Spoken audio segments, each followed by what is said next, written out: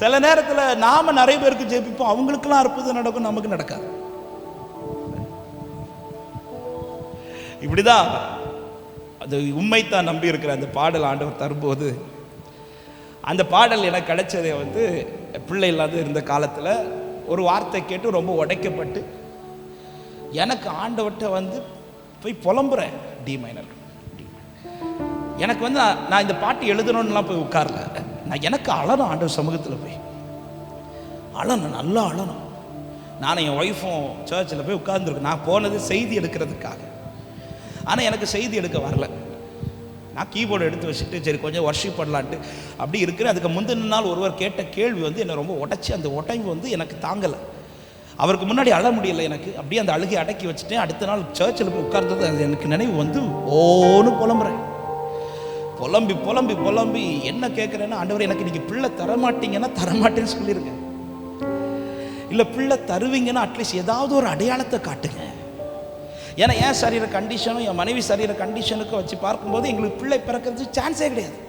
ஒரு டாக்டர் சொல்லிட்டாங்க, உங்களுக்கு நார்மலாக பிள்ளை பிறக்க சான்ஸே கிடையாதுட்டாங்க. ஹாஸ்பிட்டலில் போய் செக் பண்ணல. நான் ஃபோன் பண்ணி நாங்கள் இந்த கண்டிஷனை என் ஒய்ஃப் அவங்கள்ட்ட சொன்னதுமே அவங்க சொல்லிட்டாங்க கிடைக்க சான்ஸ் இல்லை. ஸோ அதெல்லாம் எனக்கு தெரிஞ்சதுனால நான் புலம்புறேன், ஆண்டவர் அட்லீஸ்ட் ஏதாவது ஒரு அடையாளம். அப்போ தான் என்ன கேட்குறேன், நீங்கள் தான் ஏதாவது செய்யணும் என்று எதிர்பார்த்து காத்து நிற்கிறோ. நீர் சொன்ன வார்த்தையை பிடித்து கொண்டு உங்க முகத்தையே நோக்கி அற்புதம் செய்யுங்கப்பா எங்க வாழ்க்கையில. உம்மைத்தான் நம்பி இருக்கோ. இது பாட்டு கிடையாது, இது என் கதறல்.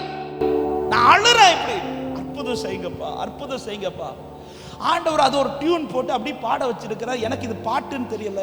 நான் கொஞ்ச நேரத்தில் பெலன், ஆண்டவர் ஒரு பெலனை தந்தார். முடிச்சோடனே என் ஒய்ஃப் என்கிட்ட கேட்டேன், இது யாருக்க பாட்டு அப்படின்னு கேட்டாங்க.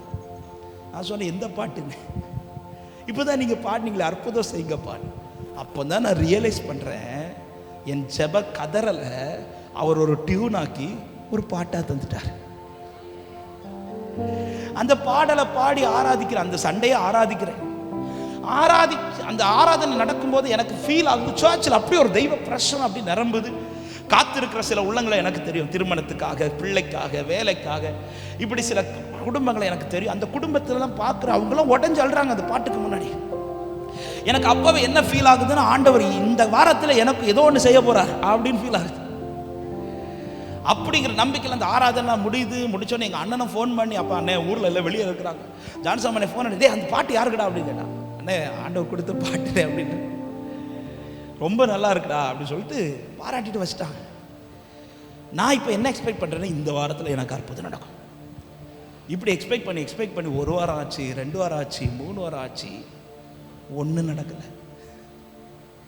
3ஆவது வாரம் தாண்டும் போது தான் திடீர்னு ஃபேஸ்புக் மெசேஜர் தற்செயலாக ஓப்பன் பண்ணி பார்க்கும்போது எனக்கு நிறைய மெசேஜஸ் கிடக்குது. என்னடா மெசேஜ் நிறைய கிடக்குது, 8 மெசேஜ் ஓப்பன் பண்ணி பார்க்குறேன். அதில் ஒரு சில மெசேஜஸ் வாசிக்கிறேன். அந்த மெசேஜஸ் எப்படி இருக்குன்னா, இந்த வாரம் சண்டே சர்வீஸ் நாங்கள் அட்டன் பண்ணோம், அதில் நீங்கள் ஒரு பாட்டு பாடி ஆராதிச்சிங்க, அற்புதம் செய்யுங்கப்பா எங்கள் வாழ்க்கையில். அந்த பாடலை பாடி ஆராதிச்சிட்டு இருந்தோம், எங்களுக்கு இத்தனை வருஷம் குழந்தை இல்லாமல் இருந்துச்சு, கர்த்தர் எங்களை பிளஸ் பண்ணியிருக்கிறார், இப்படிங்கிற சாட்சி வந்துட்டு. ஒரு சாட்சி 2 சாட்சி கிடையாது, 75% எனக்கு வந்த சாட்சி அதுதான்.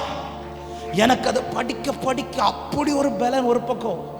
ஒரு பக்கம் பலன் வந்தாலும் இன்னொரு பக்கம் சம கோவம் ஆண்டவர் மேல. ஏன்னா கத்துனது நான், கொடுக்கறது அவங்களுக்கு. எப்படிங்க இருக்கும்?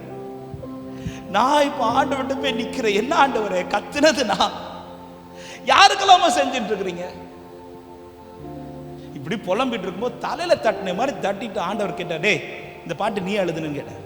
ஆண்டவர் இல்லை, அழுகைய ஒரு டியூன் ஆக்கி ஒரு பாட்டை தந்தது யாருன்னு கேட்டார். நீங்க ஆண்டவரே, நான் தந்த பாட்டை நீ பாடி அது இத்தனை பேர் ஆசீர்வதிக்குமானால் உன்னை நான் பிளஸ் பண்ண மாட்டேன் ஆண்டவர் கேட்டார். அன்னைக்குதான் ஒரு அர்ப்பணிப்பு செஞ்சேன். என்ன அர்ப்பணிப்பு தெரியுமா? அதுவரை என்னுடைய ஜெபங்கள் எப்படி இருந்துச்சுன்னா, வார்த்தை கேட்டேன், நிறைய வார்த்தைகள் ஆண்டவர் தந்து பலப்படுத்துறேன், அதனால தான் நிற்க முடிஞ்சுது. வார்த்தையை கேட்கும் போதெல்லாம் நான் காலத்தை டிசைட் பண்ணுவேன், இந்த வாரத்தில் எனக்கு செய்வார், இந்த மாசத்தில் எனக்கு செய்வார். ஆனால் அன்னைக்கு என் ஜெப ஃபார்மேட்டை கர்த்தர் மாற்றினார். எப்படி மாற்றினா தெரியுமா? உங்களுக்கு எப்போ செய்ய தோணுதோ செய்யுங்க ஆண்டவரே, உங்களுக்கு எப்போ செய்ய தோணுதோ செய்யுங்க, நான் வெயிட் பண்ணுறேன். அடுத்துதான் ஆண்டவர் ஒரு வார்த்தை சொன்னார், இனி யாராவது உன்கிட்ட பிள்ளையை பற்றி கேட்டால் நீ மறையாத, ஒளியாத, வெக்கப்படாத, நான் உனக்கு சொன்ன வார்த்தையை தைரியமாக சொல்ல. நான் உனக்கு என்ன சொல்லியிருக்கிறேன்? அடுத்த நாள்லேருந்து யார் கேட்டாலும் தைரியமாக சொல்லுவோம். என்ன சொல்லுவோம் தெரியுமா? சீக்கிரத்தில் ஆடு வெட்டி விருந்து வைக்கிறேன் அப்படின்னு. இது எனக்கு நடக்கிறது திருமணம் முடிஞ்சு 3.5 வருஷம். 4வது வருஷம் முடிஞ்சு 2019 அக்டோபர் மாதம், இது நடந்தது பிப்ரவரியில். அந்த அக்டோபர் மாதத்தில் கர்த்தர் எங்களை நினைத்தருளினார். 2020 அழகான ஆண் குழந்தையை கர்த்தர் கொடுத்தார். விடலை, திரும்பவும் நினைச்சார். 2022 ஒரு பெண் குழந்தையை தந்தார். விடலை, திரும்பவும் நினைச்சார். 2024 திரும்ப ஒரு ஆண் குழந்தையை கர்த்தர் தந்து ஆசீர்வாதமா வச்சிருக்க. ஏன் 3 குழந்தைன்னா அது இப்போ சொல்ல போனால் அது பெரிய சாட்சி. நான் அது சாட்சிக்குள்ளே போகலை, நான் எடுத்த வார்த்தைக்குள்ளே வந்துட்டு. இந்த 3 குழந்தைங்கிறது கர்த்தர் எங்களுக்கு கொடுத்த வாக்குத்தத்தம்.